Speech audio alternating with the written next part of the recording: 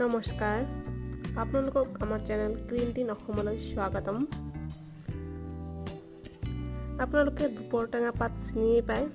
আমি আগতে পাই আহিছোঁ যে দুপৰটেঙা পাত এনে এবিধ উদ্ভিদ যি পাত পেলালে পাতৰ পৰাই গছ উঠে, হয়নে নহয়? কিন্তু এই গছৰ পৰা আমি কিছুমান ঔষধীয় কামতো লগাব পাৰোঁ। তেন্তে কওঁ কি ঔষধীয় কামত লগাব পাৰোঁ। চকু বিষালে ইয়াৰ পাতৰ ৰস উলিয়াই চকুৰ চাৰিওফালে লগালে চকু বিষোৱা কমি যাব। আৰু যদি মাথা বিষ হয় তেন্তে ইয়াৰ পাত পিহি মাথাৰ ওপৰত লগাই দিলে, মানে পেষ্ট বনাই লগাই দিলে কপালত, তেন্তে কপালৰ বিষ নাইকিয়া হ'ব।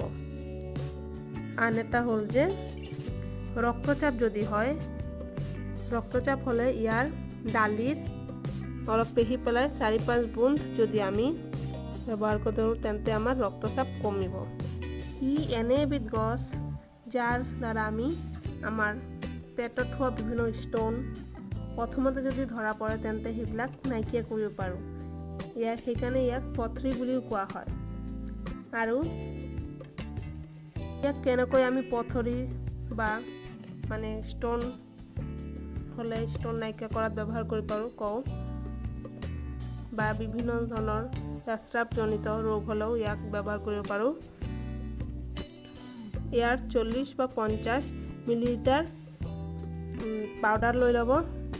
তাৰপিছত দিনত দুইবাৰ ইয়াক খুৱাব লাগিব। তেন্তে তেওঁৰ যাৰ ষ্ট'ন হৈছে সেই ষ্ট'ন সোনকালেই নাইকিয়া হ'ব। আৰু প্ৰস্ৰাৱজনিত যদি কাৰোবাৰ কিবা ৰোগ থাকে, যেনে পুৰুষসকলৰ, বিশেষকৈ পুৰুষসকলৰ প্ৰস্ৰাৱজনিত ৰোগ থাকিলে ইয়াৰ 40 পৰা 60 মিলিলিটাৰ কোৱাথ বনাই ল'ব, মানে পাউডাৰ বনাই ল'ব আৰু 2 গ্ৰাম মধুৰ লগত মিহলি কৰি ডেইলি ৰাতিপুৱা খাব। ৰাতিপুৱা আৰু ৰাতি এবাৰ খাব। আৰু যদি কিবা ঘাও হয় তেন্তে ইয়াৰ পাতবিলাক পিহি পেলাই গৰম কৰি ঘাওৰ ওপৰত প্ৰলেপ বনাই লগাই দিলে সেই ঘাও সোনকালে ভৰি যাব।